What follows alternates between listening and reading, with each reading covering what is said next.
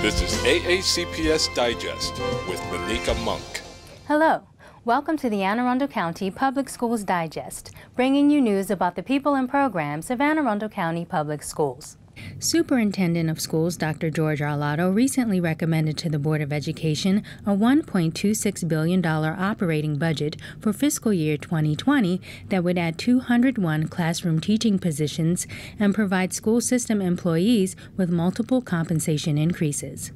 Of those positions, 116 would help reduce existing class sizes and 44.5 would address enrollment increases.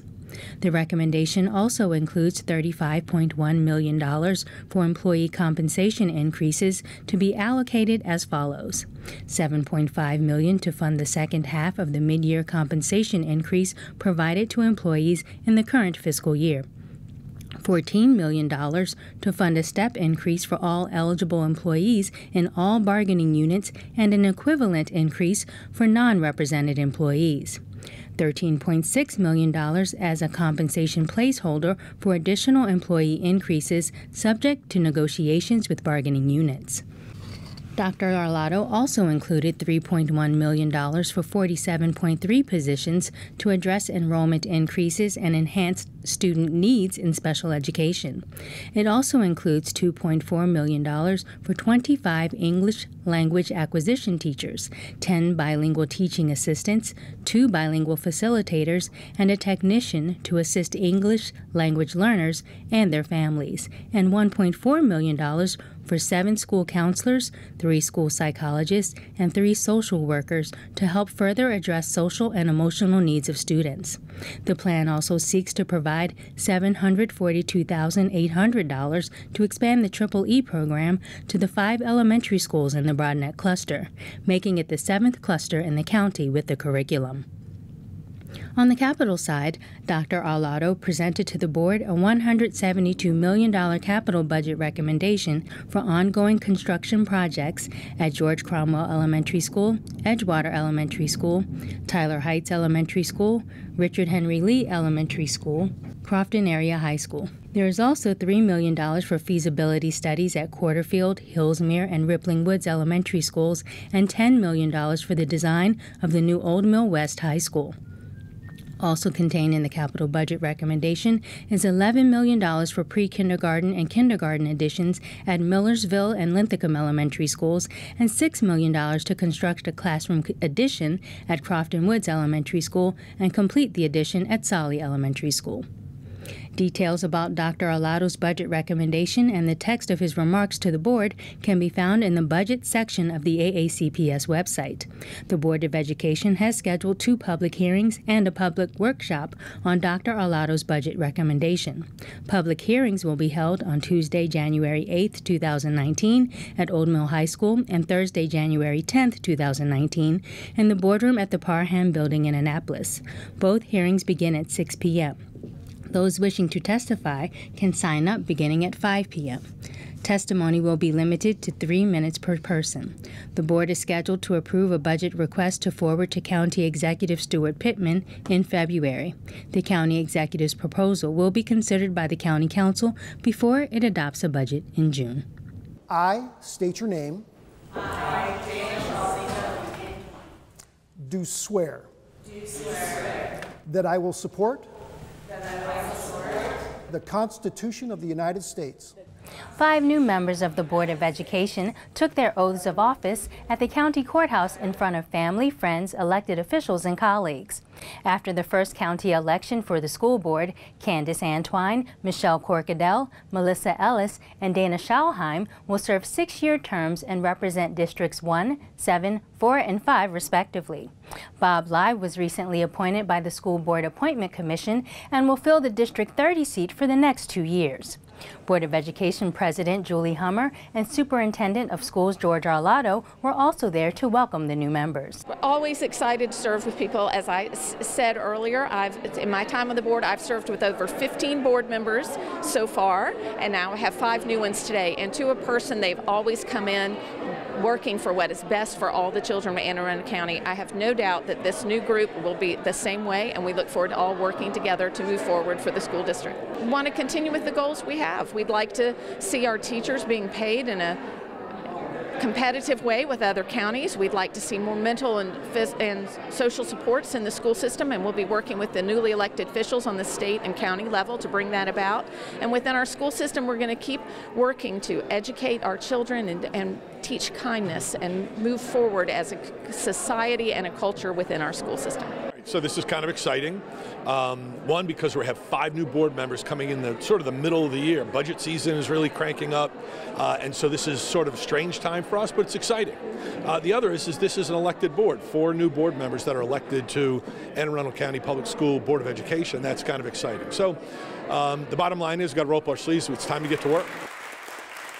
In school safety news, several health support officials and school system staff recently participated in the Stop the Bleed training at Chesapeake High School.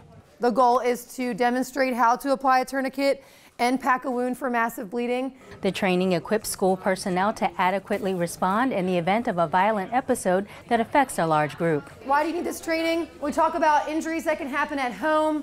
Somebody can fall out of a tree. Bones can protrude out of people's bodies. Work-related injuries, if someone works construction, or different other kind of work-related injuries can happen. Motor vehicle crashes, bombings, mass shootings, all those things that possibly could occur. Staff members learned how to properly administer tourniquets and patches to prevent hemorrhaging until help arrives. Other trainings have taken place in the county and will likely continue when feasible. More than 100 students from a few county high schools recently learned some valuable life lessons while witnessing actual criminal court cases as part of the Schools in Court program sponsored by the District Court of Maryland. Hosted by Judge Shane Spencer, students get a better understanding of how the state's justice system works and the consequences of making poor choices. As you leave here today, I hope that you walk away with something that moved you, touched you, made you think. Maybe something moved you, inspired you to do something. Be a defense lawyer, be a prosecutor, be law enforcement, be an EMT or a firefighter, be a nurse in the ER. Maybe you want to be a court administrator, maybe you want to be a lawyer, I don't know. Whatever you want to do it. Dream, push. The students heard testimony from defendants and victims of drunken driving accidents, drug abuse, and speeding and distracted driving cases, and watched Judge Spencer sentence people for their indiscretions.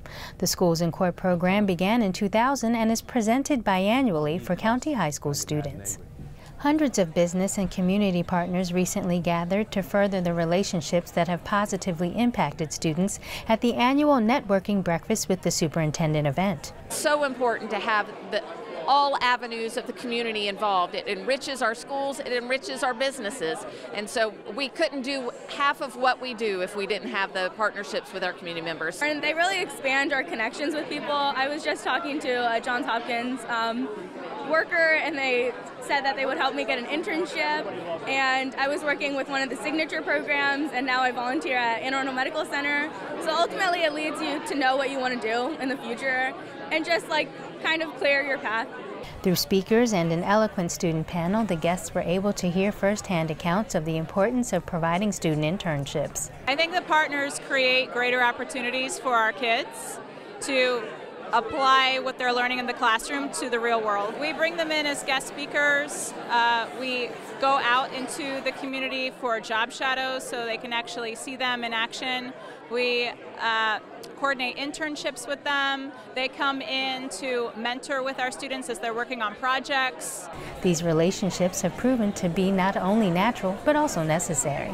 At M&T Bank, we know that we're only as good as the community that we operate in are, and the school system is just a huge, huge part of that, and what they do for our kids and our future workforce is invaluable. Having an opportunity for things like internships while they're in school and really, and there, a lot of the value can be not only finding out what they do like, but finding out what they don't like.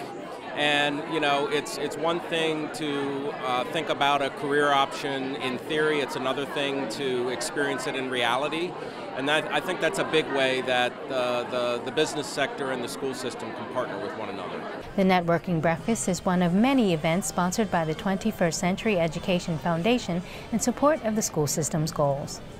For the 7th consecutive year and 9th time overall, the Anne Arundel County Public Schools Purchasing Office has once again been recognized among the nation's elite in its commitment to sound business practices by earning the 2018 Achievement of Excellence in Procurement Award. One of the focuses of our group is how to make things better for our schools, for our teachers, and for our students.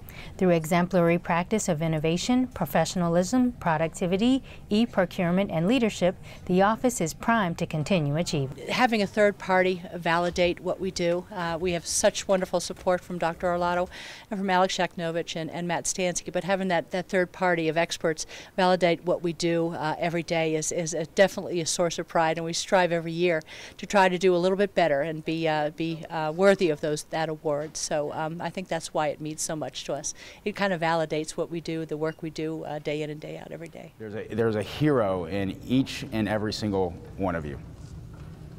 And to really believe that, and to believe in yourself, and to be proud of yourself, and to tackle what your dreams and desires are in life.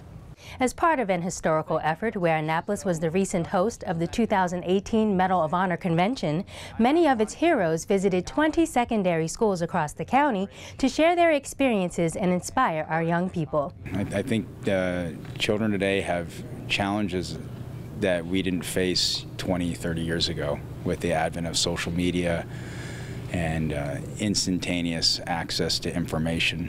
So the 6 character traits of the medal: sacrifice, and integrity, patriotism, courage, commitment, and citizenship, can play to a lot of these things that they're dealing with, and particularly the citizenship aspect of just being a good person to one another, to look to your left and your right and know that there's probably somebody that's going through some difficulties that you have. You just need to say hello and get to know somebody that you might not have otherwise known. And when you become a recipient, it holds a very unique value to it. There's 6 characteristic traits that this medal here represents. And if you meet any other Medal of Honor recipient, they'll tell you the exact same thing I would say, is that this isn't our medal, we are just the holders of it. And in my case, it's the holders of a teammate and a friend of mine, Nicholas Check, who was killed on that operation for which we rescued an American doctor. For me, this is his, because he's no longer here and he paid that ultimate sacrifice. In sharing the 6 traits that the Medal of Honor recipients possess, buyers helped to show a group of students at Lindale Middle School that they too already have many of those traits. He came out here today and he showed his cards. He told us, this is my life, this is what I did this for our nation, and I was very inspired by that. So I thought, if he has the courage to do something, why can't I?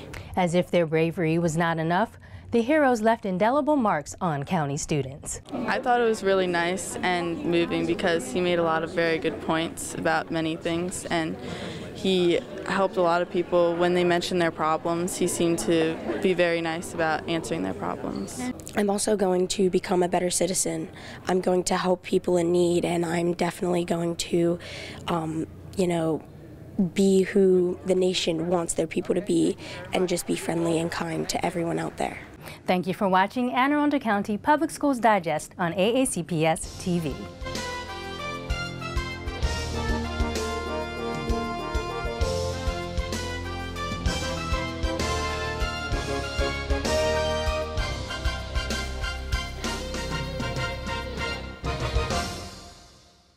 I'm Corporal Gamble with the Anne Arundel County Police. In regard to school safety and security, violence is not tolerated in schools. If you're having an issue with another student, I implore you to come down and speak to administrators and responsible adults and give them the opportunity to hash out your differences safely. Because if you don't, you could be placed under arrest and you could be riding with me to the station.